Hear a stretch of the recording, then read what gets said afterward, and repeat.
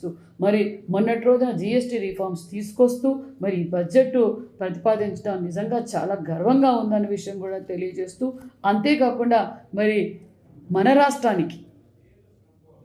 మరి పెద్దపీట వేశారన్న విషయం కూడా తెలియజేస్తూ, మాన్యశ్రీ ముఖ్యమంత్రి చంద్రబాబు నాయుడు గారు విజనరీ లీడర్, ఈ రాష్ట్రం కోసం అహర్నిశలు కష్టపడుతూ మరి కేంద్రంతో చర్చించి మరి ఈరోజు మన రాష్ట్రానికి కూడా మరి చాలా విషయాల్లో అన్ని విధాల్లో కూడా ఒక మంచి బడ్జెట్ను మనం కేటాయించడం కూడా చాలా గర్వంగా ఉందనే విషయం తెలియజేస్తూ, ముఖ్యంగా మరి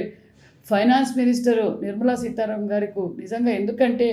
మహిళలు అన్ని రంగాల్లోనూ ఉండాలంటే విద్యకు ప్రాధాన్యత ఇవ్వాలి అని గ్రహించి భారతదేశ వ్యాప్తంగా ప్రతి నియోజకవర్గంలోనూ బాలికల హాస్టల్ మరొకటి ఏర్పాటు చేయడానికి మరి బడ్జెట్ కూడా కేటాయించడం కూడా మేడం గారికి కూడా ప్రత్యేకమైన ధన్యవాదాలు కూడా తెలియజేస్తూ, మరి అంతేకాకుండా మరి మన రాష్ట్రానికి ఈరోజు మన రాష్ట్రానికి కూడా మరి రాష్ట్రంలో రహదారుల అభివృద్ధి కోసం 500 కోట్లు, డ్రింకింగ్ వాటర్ కోసం 800 కోట్లు, మరి వంతెన నిర్మాణానికి 350 కోట్లు, భావితరాల భవిష్యత్ రాజధాని కోసం